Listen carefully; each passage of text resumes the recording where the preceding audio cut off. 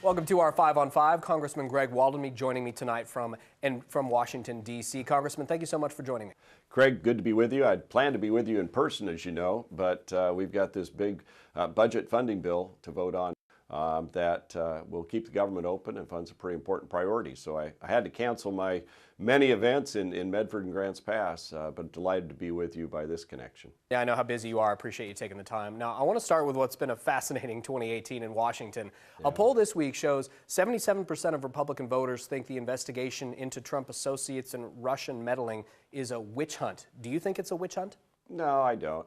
Look, there are lots of issues associated with it. I've read the memo that came out from the Intelligence Committee. Anybody who believes in our civil liberties should be really troubled by what happened with these limited number of people at the Department of Justice and the FISA court. You know, if it's that easy to get Oppo research on your political opponents done by hiding from the court the source of that and then turning on the incredibly powerful investigative tools of the FBI through the FISA court, then everything's turned upside down. So I don't want Russians, I don't want Chinese, I don't want anybody influencing our elections. I've said that from the beginning. Mueller should continue and finish out his investigation. That's unrelated to this other one completely. And so, I just want to get to the truth.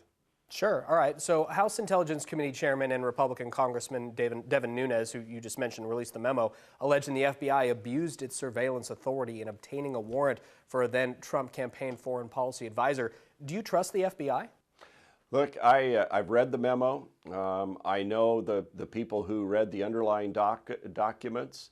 Trey Gowdy, a member from South Carolina, and another colleague from Texas, both of whom are prosecutors, both of whom, Trey Gowdy probably was involved in 1,000 FISA warrant requests in his prior life.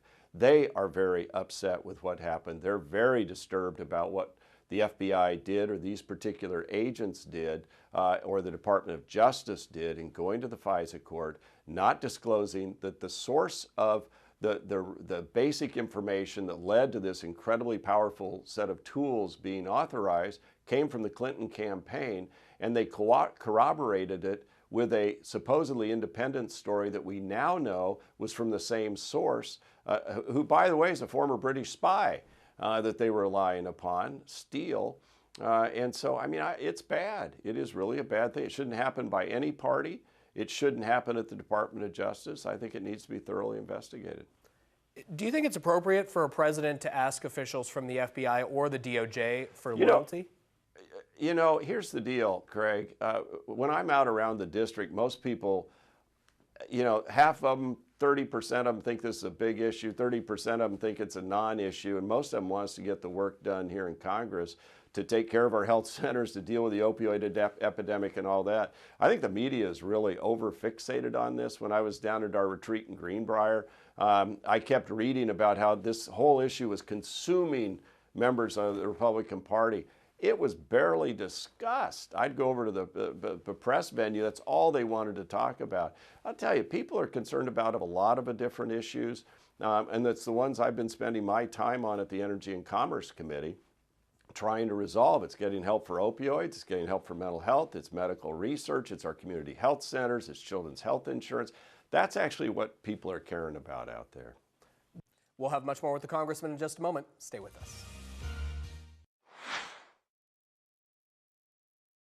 The president apparently wants a military parade this fall in Washington, D.C. What do you think of that idea? I don't think it's necessary. I come from the school of walk softly, carry a big stick. I think regimes like North Korea love to show off their weapons. The Russians used to do that. I'm proud of our military. I love to see the events that occur down at Kingsley and different air shows and things. I think that's adequate. All right. The GOP passed tax cuts already, resulting in some big changes at some of America's largest companies.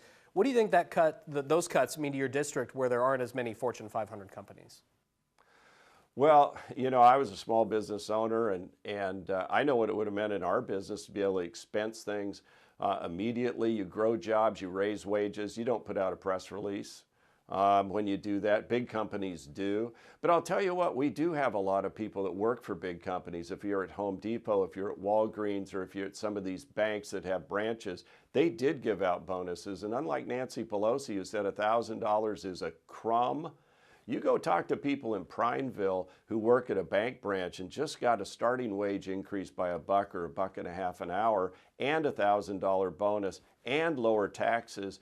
If you're a family of four making about $70,000, $75,000 a year in our district, this is a 40% reduction in what you pay in federal taxes. I don't think that's crumbs. I don't think that'll go unnoticed. I think it makes a difference when you're trying to pay for your kids' tuition or repair the car or figure out if you can afford to go to the dentist. This week you voted to fully fund community health centers for 2 years. Why is that so important to you? Well, because community health centers provide incredibly important access to critical care for nearly 250,000 people in our district at 63 delivery sites. I've always been a fan of community health centers. I've always supported them. And not only did we vote to fully fund them, but also in this current package, Craig, we also increased the amount of what we were able to do before. And so they need that certainty. If you go to La Clinica in Ashland, if you go to any of these facilities, I was out in one in the far eastern part of the district a week ago, out in Ontario. I've been up to the one in Wallowa County. You can be in the one in Fossil. This is where people go, many low-income people go to get their health care, and they need that certainty of funding. It's a critical safety net. They do amazing work for people, and so I'm a strong advocate for community health centers. Now, I've got to end with the Olympics because, of course, in just a few minutes, the opening ceremonies begin. What is your go-to Winter Olympics event, the must-see for you? You know, I like the skiing. I got to admit, I'm not a very good skier, but I do enjoy the skiing. And, you know, we've got some Olympians out of Oregon that are participating, and that's pretty exciting. Congressman, I know how busy you are and how busy this week has been in Washington. Thank you so much for fitting us in after, obviously, your trip was canceled because of all the work that needs to be done. It's all right. We're doing the job we were sent here to do. Thank you. All right, thank you. We'll be right back.